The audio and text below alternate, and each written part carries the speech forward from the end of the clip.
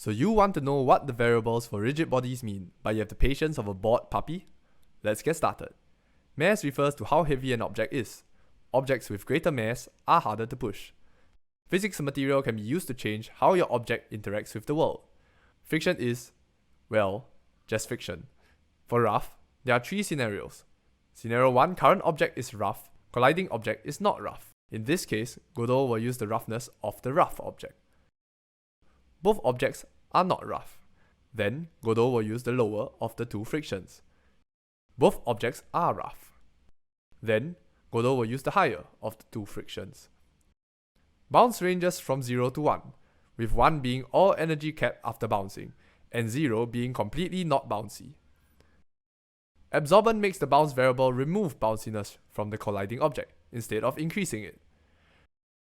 Gravity scale changes the acceleration due to gravity. Custom integrator is for custom physics processing.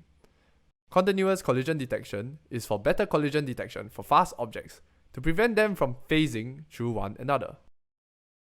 Contact monitor is to allow for collision detection. Select your character rigid body. Right-click the body entered signal. Press connect. Press connect again and type print body. Run the game. Notice how no matter what you touch, nothing gets printed, because we have not enabled collision detection. Enable the contact monitor, and set the contacts reported to 1, and now we are able to detect collisions.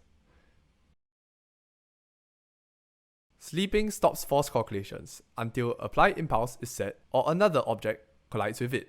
If can sleep is active, objects that are stationary will be put to sleep to save on physics processing. Axis lock prevents certain objects from moving. For example, the difference between rigid body mode and character mode is that all of the angular rotations are locked.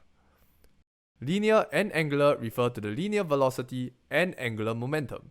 Damping affects how quickly energy from these motions are dissipated. Layers and masks determine whether objects detect each other. For example, if a mask detects a layer, it will detect a collision and emit a body-entered signal. However, the body on the layer does not detect the collision, unless it masks the other object.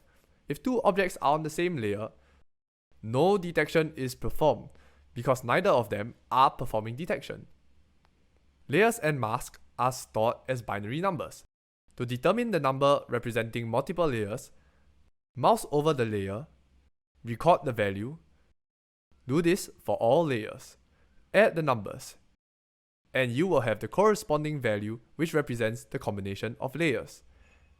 And that's probably all you need to know about 3D physics in Godot. If you have any questions, leave a comment and we will answer you as best as we can.